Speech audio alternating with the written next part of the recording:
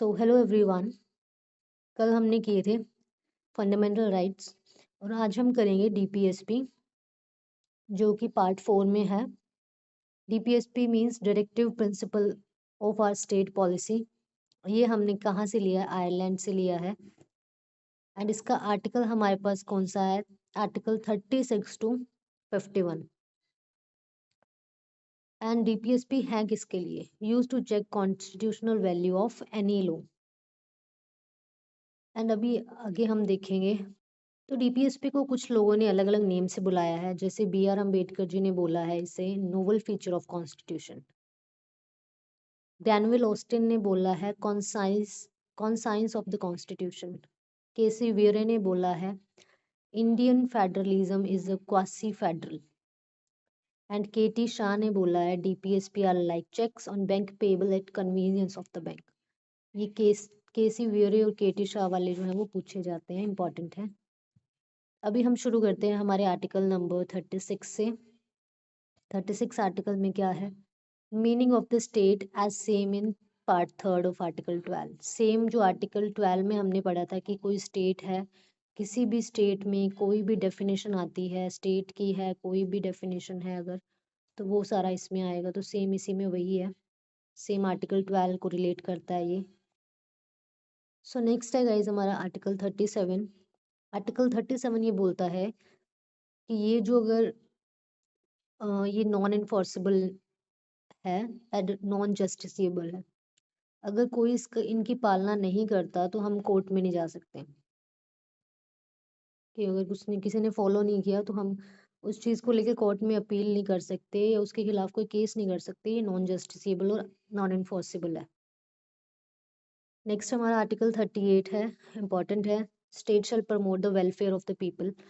Welfare of people हमारा article 38 में आता है। एंड ये स्टेट को कहता है to reduce inequality in income status, facility and opportunity. जो आर्टिकल 38 में ये जो हमने ऐड किया by 44th constitutional amendment 1978। So next है हमारा आर्टिकल 39 जिसमें हमारे पास सब क्लोज 6 आते हैं। 39A में हम लर्न कर सकते हैं लेवलीहुड के लिए है। 39B में हम कह सकते हैं कि ये गुड्स के लिए है, मटेरियल कॉमन गुड्स के लिए। 39C में हमारे पास क्या है? कॉन्सेंट्रेशन ऑफ वेल्थ है। 39D में हमारे पास क्या है? ये इंपॉर्टेंट है, equal pay for equal work for both man and women. 39E में हमारे पास क्या है? हेल्थ है। 39F में हमारे पास क्या है? Children are given opportunity and freedom and dignity. ये ऐड किया है हमने बाय 42th कॉन्स्टिट्यूशनल अमेंडमेंट 1976। इसे हम कर सकते हैं learn LGWPHD।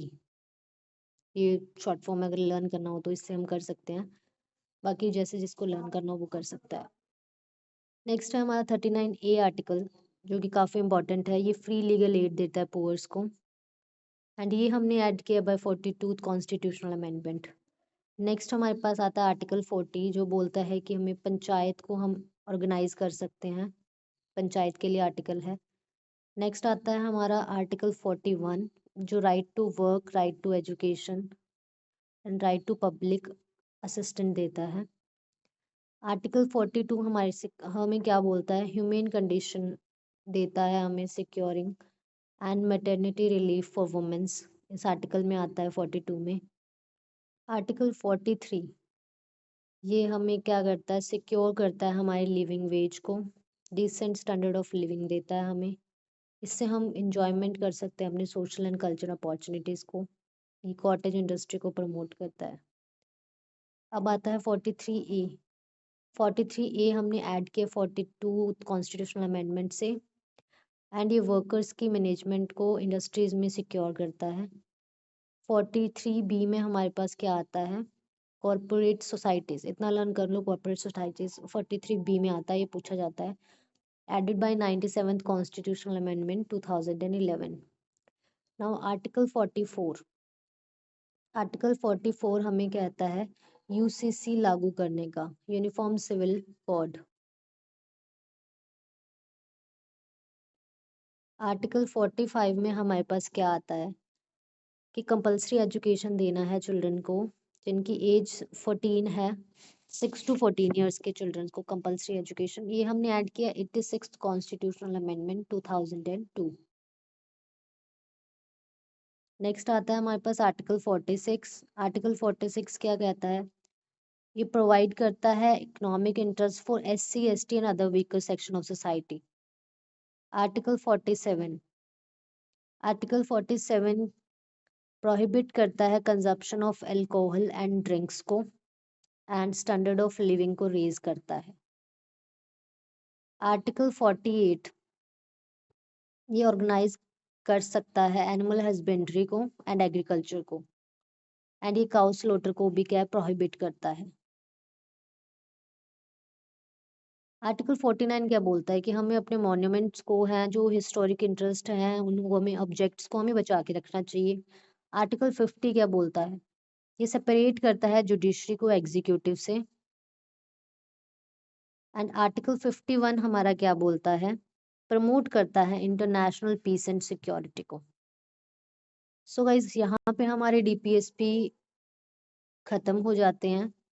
Hope you like this video. If you want more such videos, so you can like, share and subscribe my channel. And if you have any doubt, you can let me know in the comment section. I'll answer all the comments. So thank you.